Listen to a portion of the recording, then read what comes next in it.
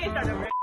Hello, my name is Pern. I'm Ashley. And we're part of the UNC Korean American Student Association. We're gonna make foods that people eat during Chuseok and some other random Korean foods. So first, we are making kimchi buchimi, which are these Korean pancakes. And we got this mix from H Mart. Really yummy. It's a simple 1-to-1 ratio of the batter and water.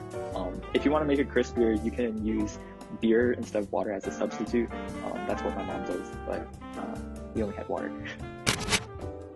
Next up, you gotta chop some green onions and kimchi. So we're using the traditional baechu kimchi, but feel free to experiment with other types. Try to get some of the kimchi juice into the pancake batter as well, because it adds a ton of flavor.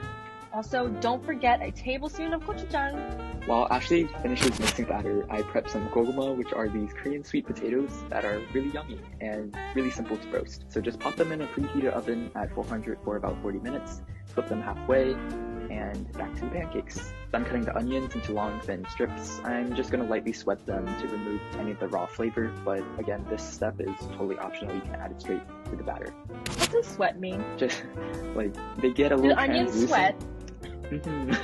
They get, like, glossy, shimmery on the outside. Fancy cooking terms. Ooh. Okay.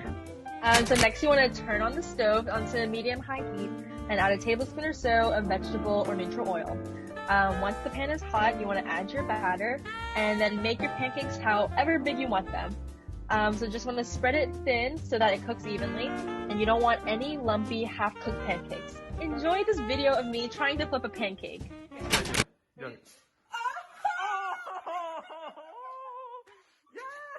For the dipping sauce, make a 1-to-1 ratio of soy sauce and rice vinegar.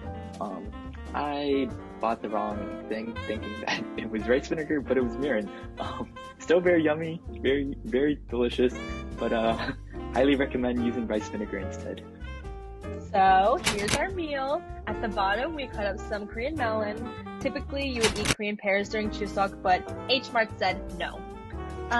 We also have the kimchi buchimi, and at the top we have gyeongdan, which are these red bean filled rice cakes. And then we also have some muscat grapes. We also had the zucchini we forgot to use during Chuseok. Hobakjeon is also very common, which is this zucchini fried in a yummy egg batter. But since we forgot it, and we also forgot the sweet potatoes in the oven, don't worry, they didn't burn. Imagine that they are also on the table while we are eating. But anyways, this is our take on Chuseok as college students. Hope you enjoyed our tomfoolery. And our terrible videography skills, but okay. Happy Midam Festival or Chuseok! Happy Chuseok!